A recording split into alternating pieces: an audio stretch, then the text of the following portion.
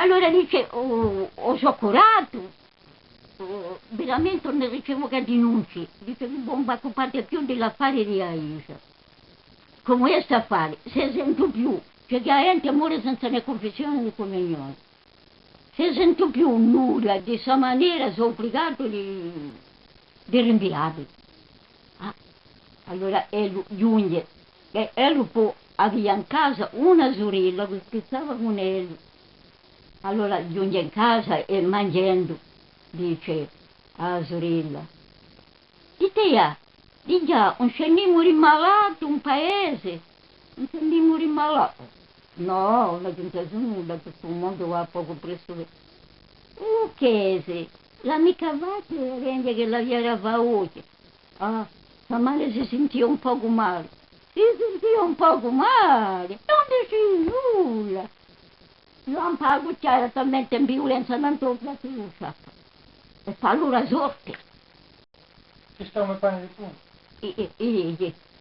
Dice, come dice, ma ci sto un pane di punta a me?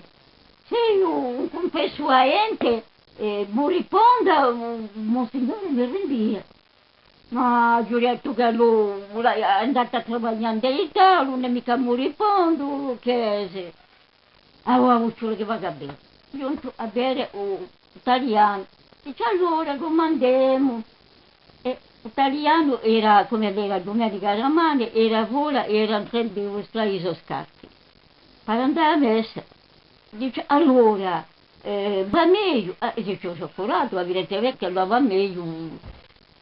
A andare a messa lo stream scarti. Ah, ci vuole che io vi confessi. Ma no, cioccolato. Ah, ci vuole che vi confessi. Ci sto un pane di punta. Ci vuole che vi confessi. E come lui era un buon cristiano, che si confessa. E poi si preparava, quindi mettesi i suoi panni per andare a messa. A mano a fare il paese, con la campanella che suonava e volevano annullare.